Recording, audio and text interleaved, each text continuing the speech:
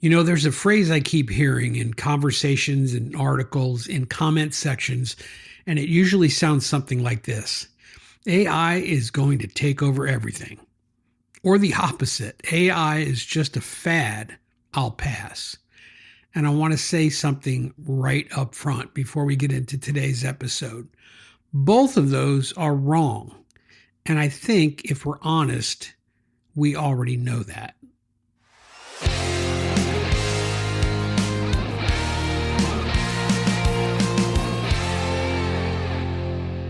Before I get into the substance of what we're talking about today, I want to take a moment. I've spent the first few episodes of this podcast sharing some very personal ground: a heart attack, a recovery, a kind of clarity that you don't get from a seminar or a strategy session. You get it from a cold gurney as you're being wheeled into an emergency procedure at 2 p.m, wondering if you're going to see your family again. Over the course of my recovery, a lot of people reached out, more than I expected. And what I want to say very simply is this: thank you. Not a thank you that's just a courtesy, a real one. When I first shared the details of my story back in January, you didn't have to read it. You didn't have to respond, but you did, and that matters. I've heard from business owners and friends who recognize something in their own story. I've heard from people who face their own version of that moment. I've heard from some of you who are just starting to pay attention to AI and digital change and that are looking for a voice that doesn't feel like it's trying to sell you something. I'm glad you're here, all of you, wherever you're coming from. Here's something I want to say clearly because I think it's important to name it early. The personal story, the heart attack, the recovery, what that season taught me, that's the foundation of this podcast. It shaped how I see everything we're going to talk about. It's the reason I'm doing this at all. But it's not the subject of this podcast. The subject is what's right in front of all of us every single day, whether we're paying attention or not. Truth, and how we use the most powerful tools the world has ever handed us. Because here's what I believe, and I'm not going to hedge on this. The core question of our time isn't what can AI do? The core question is, what will we do with it? It's a human question. It's a moral question. And for me, I'm going to say it plainly. I'll say it once. It's a faith question, because how we use our tools in our hands is ultimately a reflection of what we believe about our own responsibility in this world. I'm a follower of Jesus. That's my anchor. That's my lens. I won't be preachy about it. And this show is for anyone who values truth, whether you share that faith or not. But I'm not going to pretend it isn't there either. It runs through everything I do. Alrighty? So let's get into it.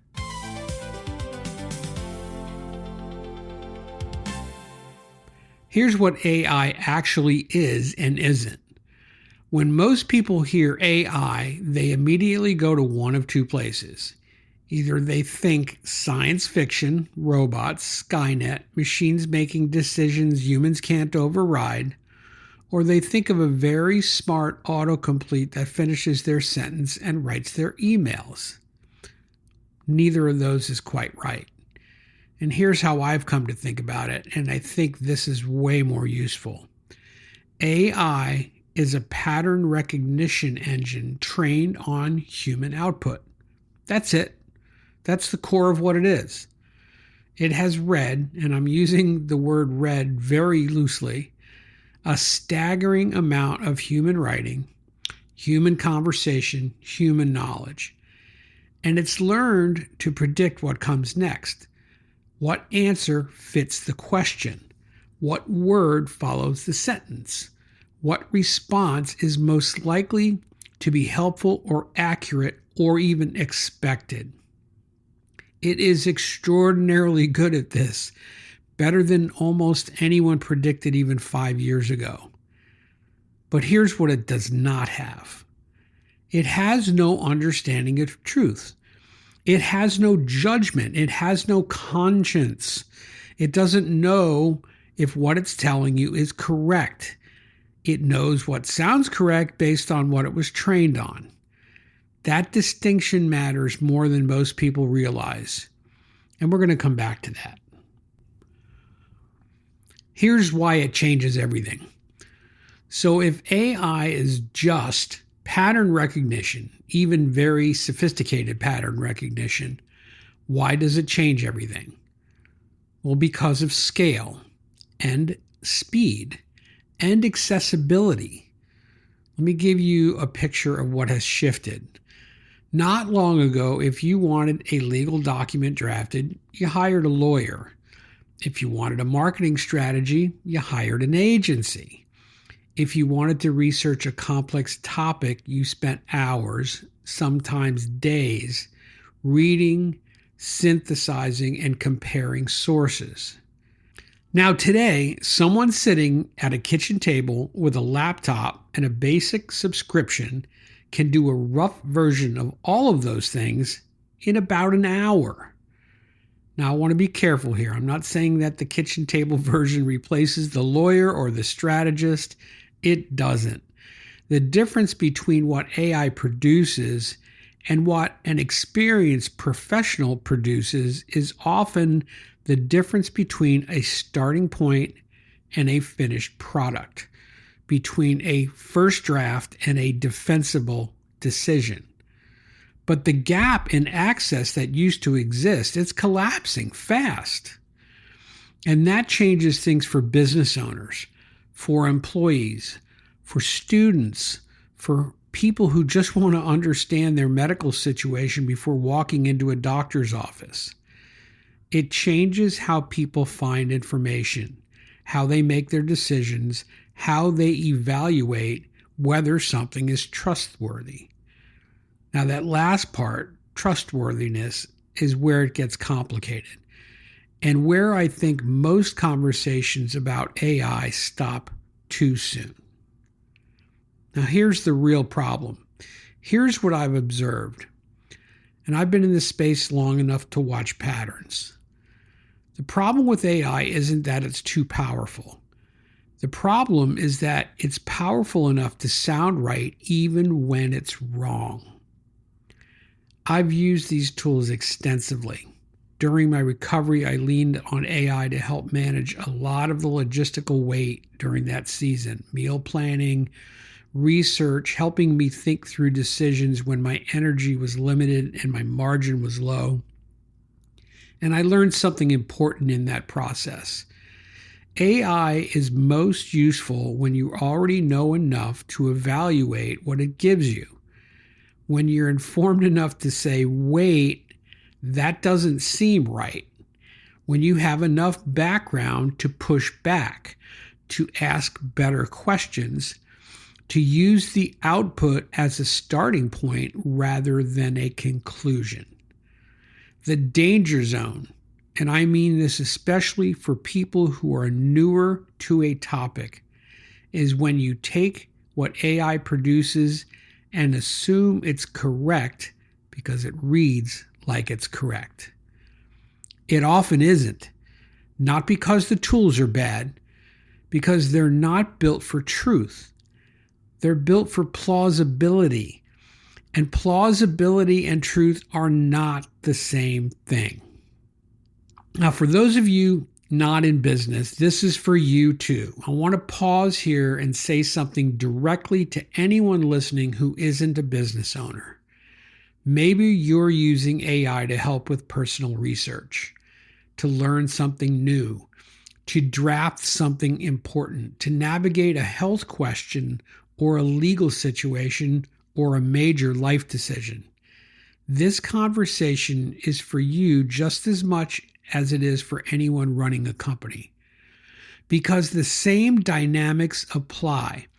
The output sounds confident, it's well organized, it reads clearly, and none of that tells you whether it's actually right. Now, the question I'd encourage you to carry with you whenever you use any AI tool is this: do I know enough about this topic to evaluate what I'm being told? If the answer is yes, great, use it. It can save you significant time and mental energy. If the answer is no, be careful. Verify what matters. Don't let speed replace judgment just because speed is available. Now, that's not fear of AI. That's wisdom about any powerful tool. Here's what this means for business owners. Now, for those of you running a business, and I know many of you are, let me bring this to the practical level. AI is going to affect your business. If it hasn't already, it will. Not because your competition is necessarily smarter or better resourced, but because the landscape of how people find you is changing, how they research you, how they evaluate whether to trust you, how they decide to call you instead of the person down the street. I've been doing digital marketing for over 26 years. I've watched the internet go from something most businesses ignored to something they can't operate without. I've watched SEO go from a technical backwater to a core business strategy. And right now, I'm watching something happen that's just as significant as any of those shifts. AI systems, the ones behind ChatGPT, behind Google's AI answers, behind the voice assistants that we use every day, are becoming the front door to how businesses get discovered. And most business websites are not ready for that. That's not an opinion. That's what I see when I audit them. But here's the thing I want to land on, because it's the point I don't want you to miss. Getting ready for that shift doesn't require abandoning your values or chasing a trend or turning your business into a technology product. It simply requires clarity and structure, and it requires truth, specifically being clear and honest about who you are, what you do, and who you serve. Those things have always mattered. AI just made them more important. Now, I'm going to leave you with a little bit of tension. We started today by setting aside two extremes, that AI takes over everything or AI is a fad. Now, here's where I actually land. AI is a tool. It's the most powerful information tool most of us will ever use. And like any powerful tool, it amplifies what the person holding it brings to it. In the hands of someone with clarity, discernment, and good judgment, it's remarkable.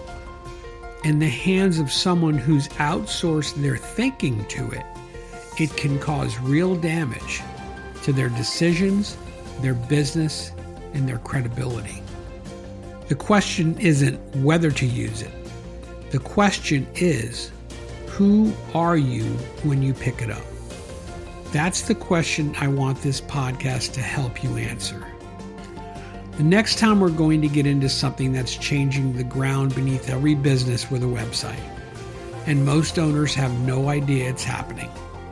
We're going to talk about what it actually means when the search engine becomes an answer engine, and why that shifts everything about how you need to be found. Now, if someone in your world is trying to figure out AI, whether they're running a business or just trying to make sense of the tools in front of them, share this episode with them. I'm John Delaney. This is Truth in the Digital World. Let's keep talking about truth before we outsource it.